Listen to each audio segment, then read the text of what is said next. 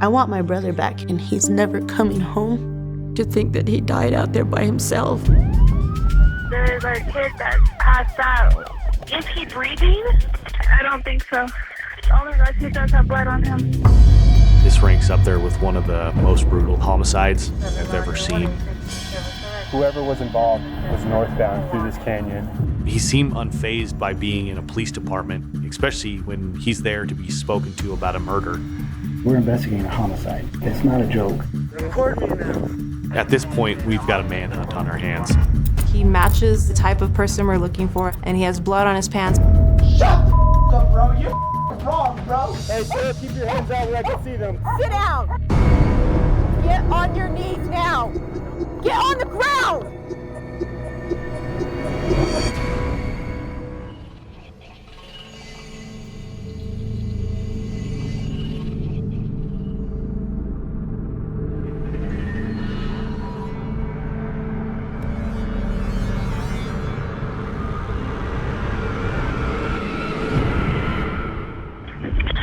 911, what's the location of your emergency? There's a kid that passed out. Okay. He really passed out, like he would not get up. I think he needed from somebody like right away. Oh, so you're with him now? Oh my gosh. Hey, are you alright? Yeah, it was like he's not responding at all. Okay, I got ambulance and police on the way, okay? Is he breathing? I don't know, I can't tell. Okay. I don't think so. Only the he does have blood on him. But you need to send someone right away. We're receiving a call that a man is unresponsive at the west side of State Park. Direct, responding 1018. 10 responding 1018, 63. Farmington, New Mexico Police dispatch Officer Stephen Boitano to the scene, a local park on the edge of town. I activated my body camera. I wasn't really prepared for what I was responding to and what I would see in the coming moments. 31797.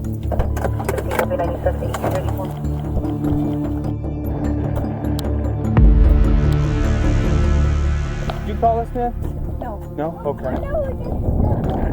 Down there. Down there? Okay. As I'm walking through the park, I noticed that there are kids playing on swings. Hey guys, stay over here for me, please. Thank you. No, stay over here. Thank you. Playing on the monkey bars, families gathering. So to the normal person, it looks like just another day at the park. Hey buddy, stay over here for me. Okay. So kids are wanting to follow me, so I asked them to stay put because I don't want them to get hurt. I'm concerned about their safety.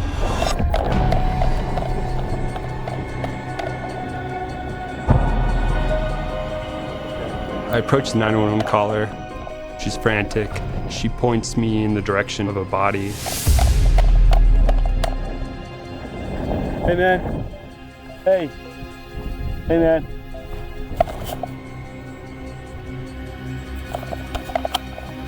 Sir, you okay? I noticed there was obviously lots of blood, but puncture wounds to the sternum, as well as other parts of the body, and it was clear that we had a possible murder. It was my first time seeing a dead body that up close and personal, and really, not to be vulgar here, but that fresh.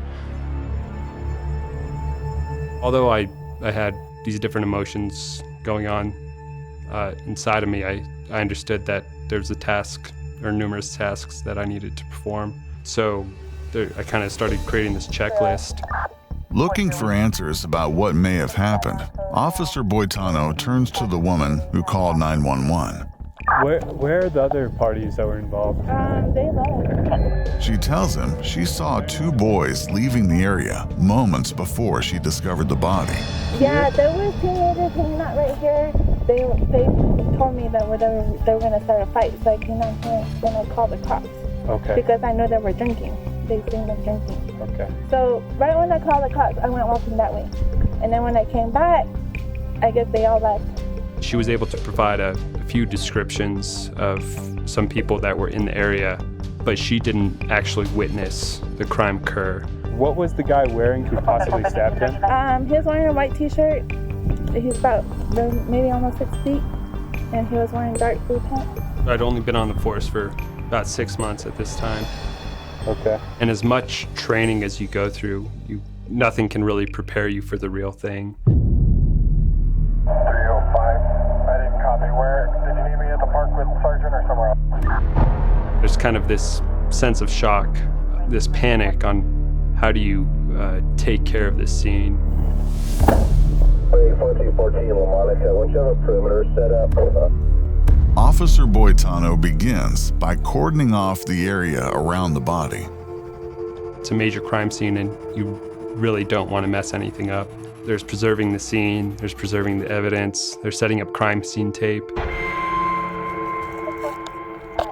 I have this feeling of, for lack of a better term, feeling alone.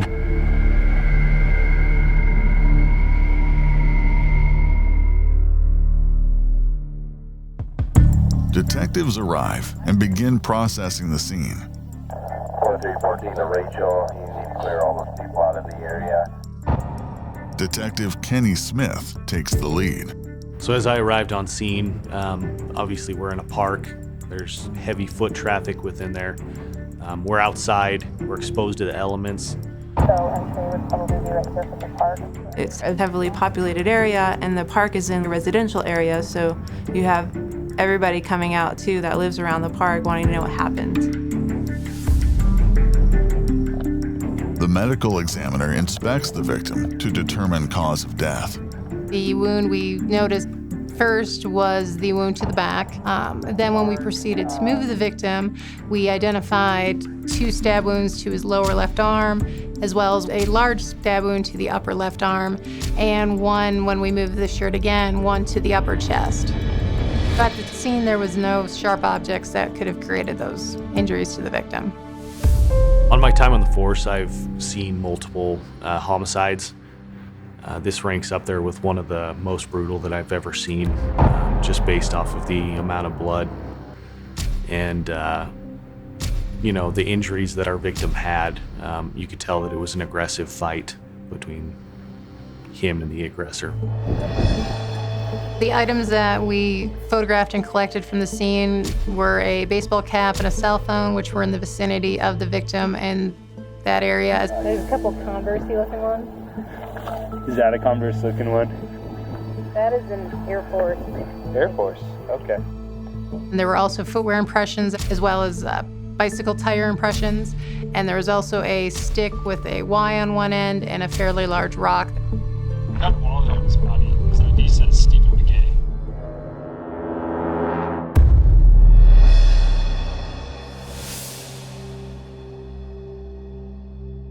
Stephen and his siblings pretty much grew up in a very isolated area. They lived, we call it the heart of the Navajo Nation. We grew up on the Navajo reservation in Saley. We lived there until I was about 12 years old. Stephen lived with me off and on, and he would always come in whenever he came in the door and he'd hug me. And he would, I always say, "I love you, Grandma." He took it very hard when his mother died. He would tell me about his mom, how much he loved her and how much he missed her. We had our pictures taken one year. I think it was Christmas, and everybody came to my place and everybody wanted their picture taken.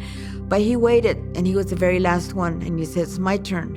And he says, "This is my grandma." He says, "I'm her baby. I'm her grandson." So he was my grandson. I just loved him. For a man that was single and didn't have kids, the way he took care of me and all of my brother's kids, it was admirable.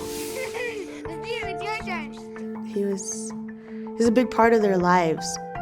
He was always playing with them. Okay.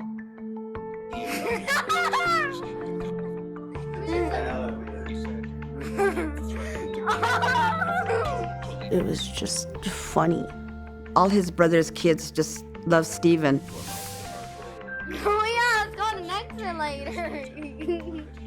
Steven was really funny. I never would be laughing, he'd be laughing.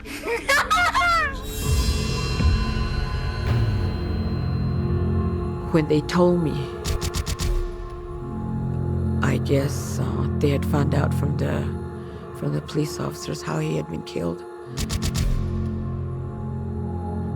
You know, and to think that he died out there by himself. And none of us were there with him. I think that really bothers the kids that they weren't there with him. Back at the park, investigators continue examining the scene. So, I guess when we come in and out, let's just stick to the one right here. Yeah, agreed. We're gonna have a big crime scene here, all kinds of stuff, so we're trying to expand our crime scene out. We got a blood trail here. Oh, we do? Yeah, so. Let me see, where did it go? So that blood trail kind of opens up this Pandora's box of other questions that we have. Is it a suspect's blood? Is it another victim's blood? We don't know. Where did we get info that the suspect was leaving? The RP was right here. Okay. She took off, I got all her info. She said whoever was involved was northbound through this canyon. Okay. When we discovered the blood trail, our suspect had at least a few hours of head start on us. We've got an individual who's been out there. He's stabbed somebody. He's got a knife with him. And we got information that our suspect could have gone that direction that the blood trail was leading and could be anywhere. So now, at this point, we've got a manhunt on our hands.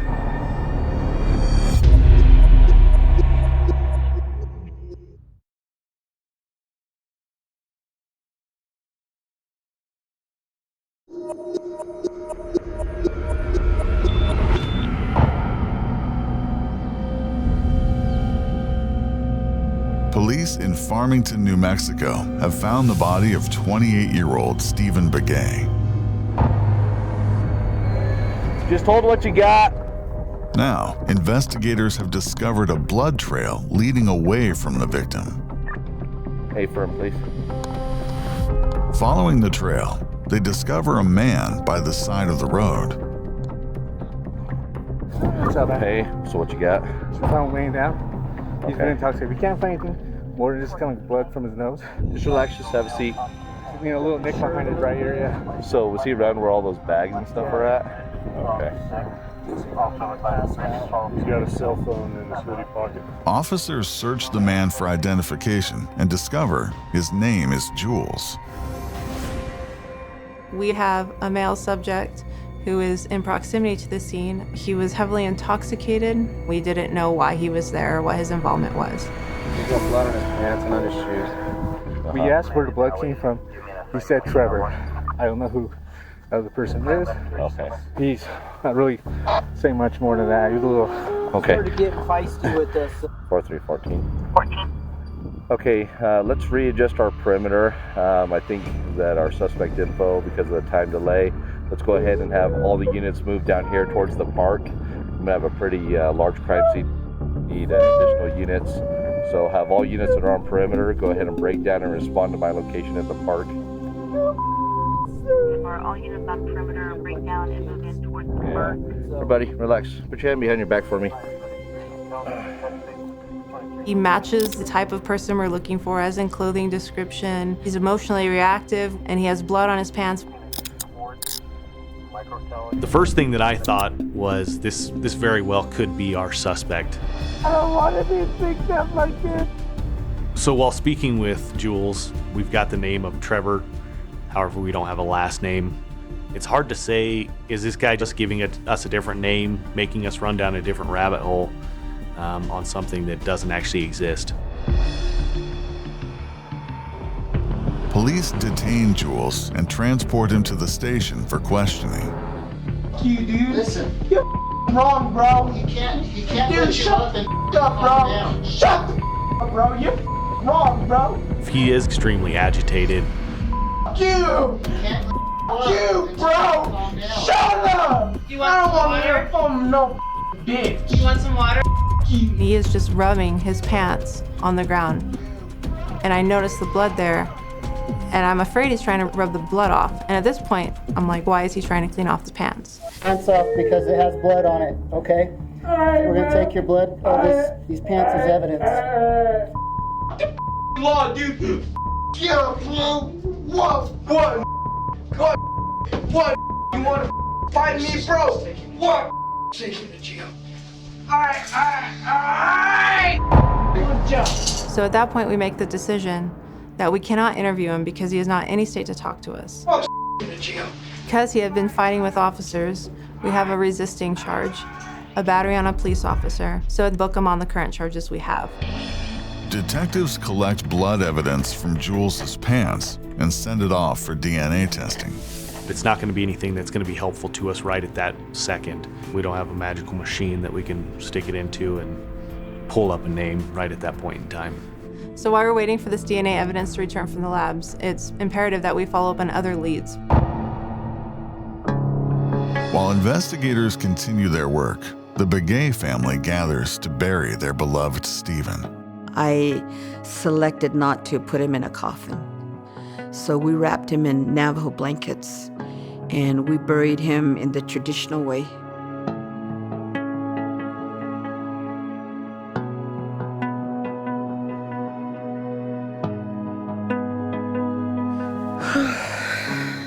We bathe them ourselves. We get them ready, we dress them. And that's what I did for my mother, and that's what I did for Stephen. I knew it was him, but I couldn't recognize him.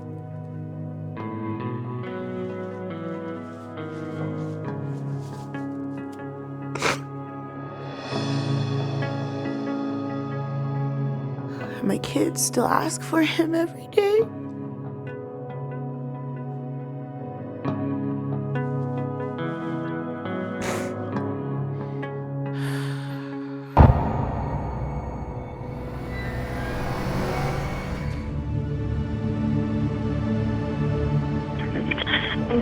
What is the address of the emergency? Avenue.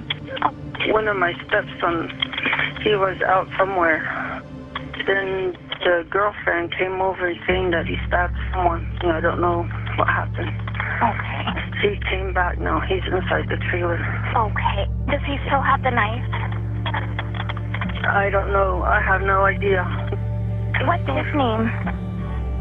Trustin Begay. So later on that night, we received a phone call from a female who stated that her stepson was possibly involved in a stabbing.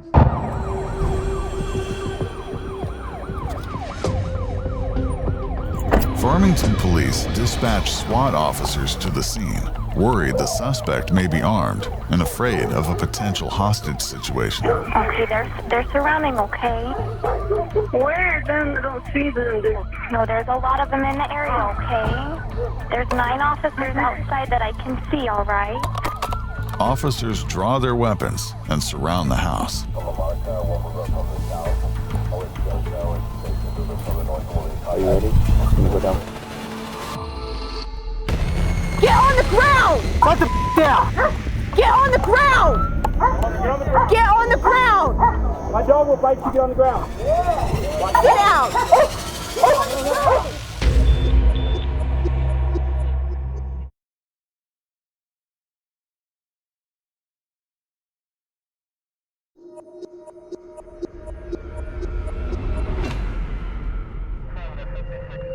Police working the Stephen Begay murder in Farmington, New Mexico, are surrounding a suspect they believe may have been involved in the stabbing.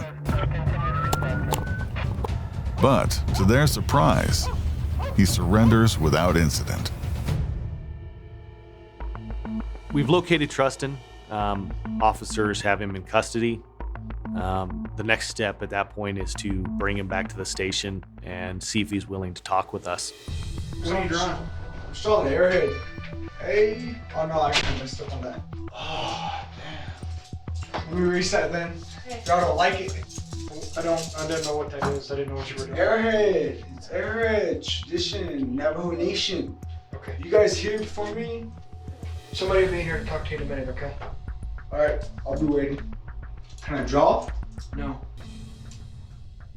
Prior to me speaking with Trustin, he seemed unfazed by being in a police department, especially when he's there to be spoken to about a murder.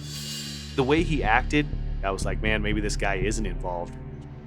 You guys take away everything. Oh, okay. Might as well take away the chairs and everything, then. Yeah, take away everything, then. Yes. The fade, all of you guys. Is it locked? Y'all check. Y'all check first. Yup, it's locked. Yup, exactly. Oh, lights off, man.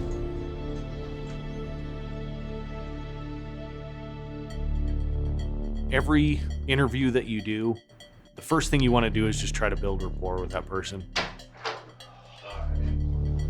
Finally. Go take a seat for me, man. Hey, I'm Detective Smith of the Farmington Police Department. Okay. Nice to meet you, Trustin. Nice to meet you, Trustin. The suspect's last name, Begay, is the same as the victim's. However, detectives determine there is no relation between them. The last name of Begay is very common. It's almost like Smith, especially within the city limits of Farmington. All right. So, before I talk with you too much further, I have to read your Miranda rights. While I was reading Trustin his juvenile Miranda rights, I just want to call my dad. Okay. He advised at that point that he would like to have his father present during any questioning. Hey, Trustin, let me have you actually take a seat right over here for me. Can you do that? Yeah. Thanks. Yes, sir. All right. I'll be right back with you guys, okay? Are they getting you some water? Yeah, he's... okay. I gave him my cup. All right. So after Trustin's father gets in the room, I stayed outside, observed them on a closed circuit television. You should have stayed with me all along. I had everything for you, man. You were doing good. So what do I do now then? What do you do now is you take care of what you did. You face the consequences. Oh, then. I thought you didn't give me attitude. Alright then, let's go. Just take care of what you had to do and... What is it? What do you know? What do you think's going on? You're just gonna go to court and all that. For what? Stabbing that guy. I didn't stab him. Well, who stabbed him then? It was that guy Trevor. At that point, the name Trevor came back up. Trustin said that Trevor was going to be our suspect. This was a huge red flag for us, just because of the sheer fact that Trevor's name had come up in the past. It's come up twice now. It's definitely not a coincidence, especially with Trustin saying that he was the one who committed the murder. Detectives wonder if this is the same Trevor their other suspect, Jules, claimed was responsible for the blood on his clothing at the park. We asked where the blood came from. He said Trevor. I don't know who the other person is. Okay. So all these things are kind of adding up. Now that we had Trevor's name, the main thing that we wanted to do was find Trevor. Trevor was a person of interest at that point. So I'm gonna give you a hook. And then I'm gonna knock the door. And if you still want me to, I'll be here, Pops. Love you, son. I love you too, Pops.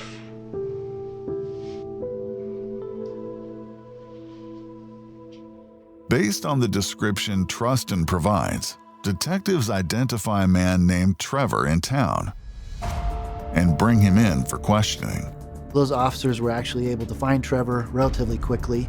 They actually transported Trevor and his father to the police department where I met them and ended up interviewing him. Every time I do an interview, I go into the room and just have a conversation with the person initially, try to get to know them a little bit, give them some information about me in hopes that we can build some type of rapport.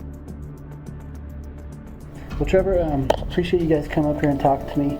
There was a fight down at the park on the end of Robin. I've got several statements tonight from different people, and a lot of the statements say that you were there. All the statements actually say that you were there. You're nodding your head. I don't know what that means. Wasn't there? Detective Solomon continues to press Trevor for answers, but Trevor remains unfazed. Trevor wasn't responding to my questioning at all. People that can talk about a subject like that, knowing information about it, are more cold-blooded and they're harder to interview. Why do you think that people would say you were there and that you witnessed this fight? Because no one likes me. Why don't people like you? Because their girlfriends like me. Okay. So do you know a Trustin Begay? Nope. Don't know him at all? Okay. As the interview went on, I found it to be very frustrating. With his constant denials, he denied knowing Trustin. It didn't appear as if he was taking me seriously or this investigation seriously at all. We're investigating a homicide. It's not a joke. It's serious. It's as serious gets. You know what I mean? Like, this is the Super Bowl. We're investigating a homicide. That's what the police department does. And from everything I've heard tonight, from multiple sources, you were there. He appeared to be playing dumb, saying that he doesn't know anything about the incident. At this point, it's a little unnerving because maybe he's more involved than what we think he is. Unable to get Trevor to crack, detectives decide to take a more unconventional approach. They lead Trevor out of the interview room and purposely walk him down the hallway past Trustin. Our main concern was to let them know that we're talking with both people, to try to maybe use them against each other. The hope behind that was that they would know the jig is up, that we had both of them, and that we were going to interview them, and that we would find the truth. Detectives next return to Trustin, waiting inside the interview room. So, did you see the people that were walking down the hall? He came out? Cops, one in red jacket, that's the only one I see. Okay. Did you see Trevor by chance? No. No. The guy that's involved in the... No. After I brought Trustin back into the room, we realized that we had the wrong Trevor.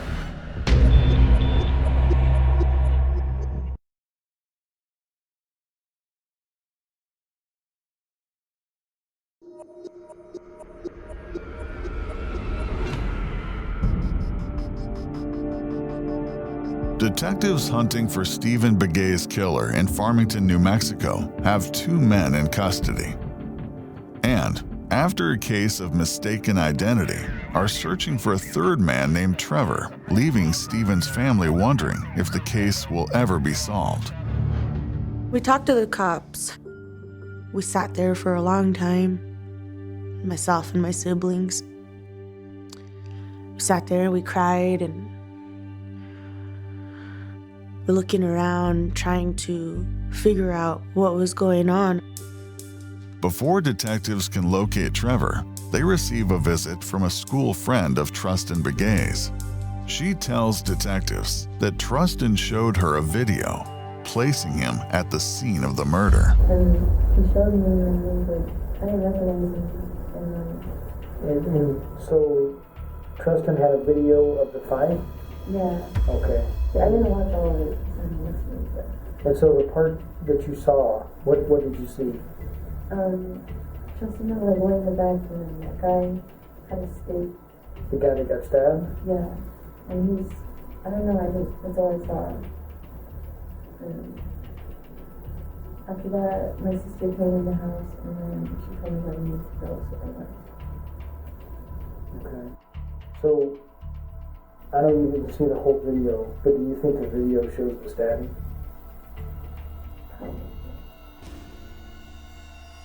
So at this point, we get the information that there's possibly a video. And holy smokes, that was a huge breakthrough at that point. The likelihood that there would be a video is, few and far between. Very seldom do we get videos, especially involving homicides. It was very important for us to find that video. Essentially, at this point, that's going to be our smoking gun.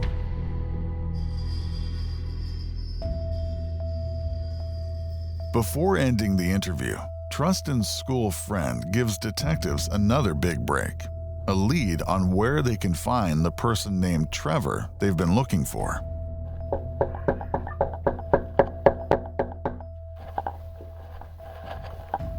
I looked inside that thing. There's some blankets right there in the back seat, but I don't see anything else.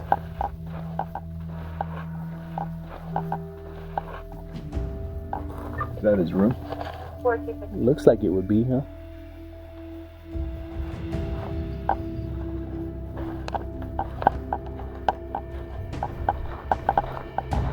How's it going? Hello. How you doing? I'm Detective Smith with the Farmington Police Department. And you're Trevor? Yeah. Are you willing to come down to the station and talk with us for just a little bit? Right now?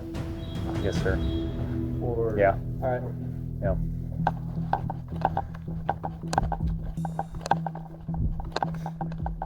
So if you will stand right here real quick, I'm just going to pat search you, make sure you don't have any weapons or anything like that on you, okay? Let's spread your feet apart for me. Thanks. Back at the station, detectives question Trevor. Go back to, you guys are at the park playing basketball. Yeah. Who's all there with you? I know you're a little nervous. Yeah. It's obviously something that's crazy, right? It was me, some other kids from the park. Okay. They're from the same. Was there anybody else there that you know? Was Trustin there? Justin was there, yeah. Justin came out of nowhere. Okay. Trevor gives us information that he's at the park with Trustin. Trustin's been drinking. Trustin's seems to be agitated easily. And he's even involved in an altercation with another individual, Jules, just prior to the incident happening. He started pushing him and he walked off towards the dirt roads. And that's when you seen that guy walking down too. Jules runs into Stephen Begay. Words are kind of exchanged. And Stephen at that point, they start exchanging words between Trustin and Stephen across the park. He started yelling at us. They started yelling at each other. So they're walking around. I mean, is there any specific quotes that you can remember that they're saying to each other? They're yelling at each other. You said he pulls the knife out. You said he sticks him 3 times, correct? Sticks him 3 times. Okay. And you're certain of that number? Okay. So with Trevor telling us that Trustin is the one who stabbed Stephen, it was extremely imperative for us to find this video to determine who had actually committed the crime. At this point, we have both Trustin and Trevor's phones, and a search is done on both phones to determine where the video is. While all this is unfolding, we try to speak with Trustin a little bit longer. All right, so at this point, we've located Trevor, the one with the hat, the one who basically stabbed that guy. Trustin's dad has a medical emergency and has to leave the room. Not feeling too well? He allows the interview to continue without him, so detectives use the opportunity to take a more aggressive approach. While interviewing Trustin, another detective came in the room. No, Trevor didn't stab him. You stabbed him. He's not trying to make you upset, man. That guy. Okay. That's what he's doing anyways. Follow him. Trustin wasn't giving us a whole lot of information at this point, but we knew in the back of our heads that we had the video and it was gonna show what happened. After conducting the search warrants on both phones, we discovered that the video was on Trustin Begay's phone, and on that video was something just horrific to sit down and watch. Record me now. You got your knife, bro.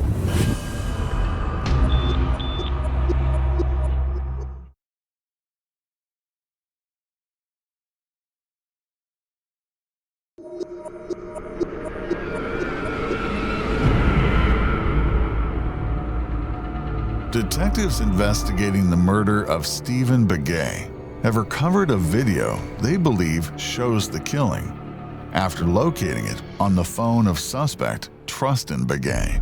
We also discovered that the person doing the filming was Trevor. I don't know, it's your fault. It's recording. In interview, Trevor told detectives that prior to the stabbing, Trustin was in a fight with Jules. Trevor tells me after the altercation with the other individual that that other individual, Jules, runs into Stephen Begay. The cell phone video appears to start at this point, with Stephen trying to intimidate Trustin, who had just hurt Jules. You down? Of course I'm down. Record me now. Stephen engages Trustin by standing up for Jules, but the video shows Trustin raises the stakes to dangerous levels.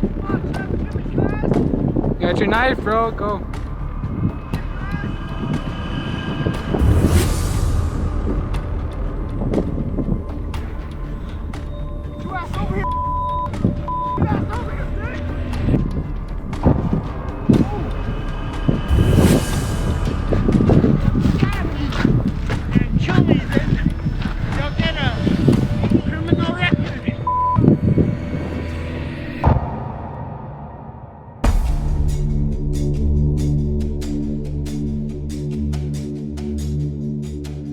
So at approximately the 1:20 mark in the cell phone footage off to the side of the frame, there is an attack between the victim and the suspect.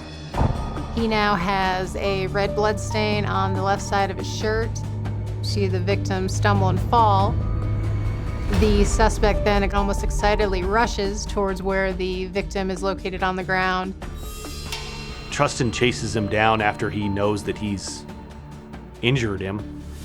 He chases him down and continues to stab him. We knew that we had the video. But detectives want more to strengthen their case against him. On your phone is the video of the fight? Yeah. We know the details. We know, kind of how things Why the hell are you guys asking questions then? Okay, there's little things that we don't understand. You know what I'm saying? Straight back to your damn phone call. You guys pig. The fact that he and this other detective, had it out for each other. They're kind of in an argument. And now this other detective is out of the room. At that point, after several hours in the interrogation room, Trustin finally cracks. I'm ready. Okay. I was being earlier. You already know what you know. You said I already did it, so might as well no lying, huh? So honest is the best way. Sorry about lying. Yep, I did it. Yep. Do you remember how many times you stabbed him? 2 to 3.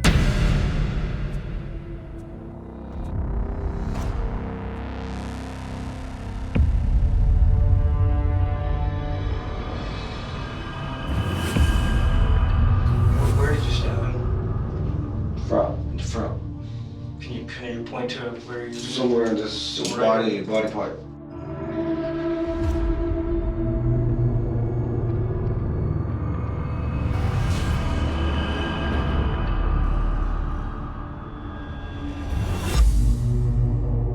So you stabbed him about 2 to 3 times there? Yes.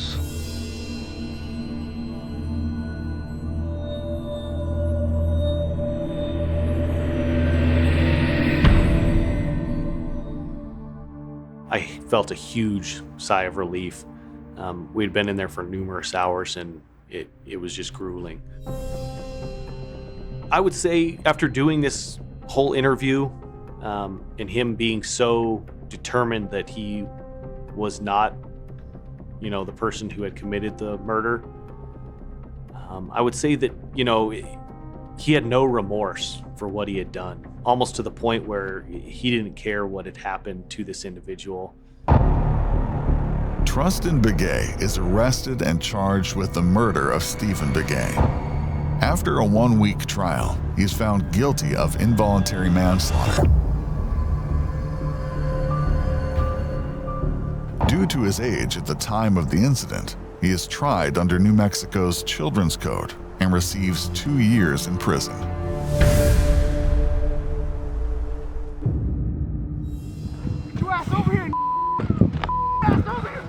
To me, the irony that Trustin was attempting to act like a man, act older, tried to be something I don't think he really was, and then go to court and he's tried as a juvenile doesn't quite fit and wasn't appropriate for his actions at the scene. In exchange for his testimony against Trustin, police decide not to bring charges against Trevor. This case was very memorable to me. I dealt with the family day in and day out, late nights, over the weekends, and I almost feel like they're part of my family now. There were times when we went to hearings where he would turn around and he would smirk at us. It's just like having been slapped across the face. I think we all feel like 2 years is not enough. There's no justice.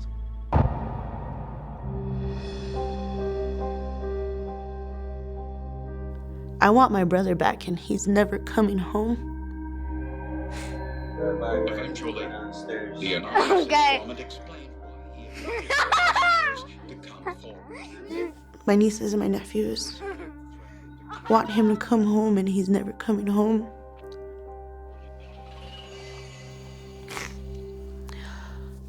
I just thought, who does that? Who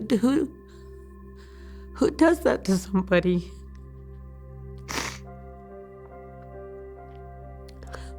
I can't come to terms with that.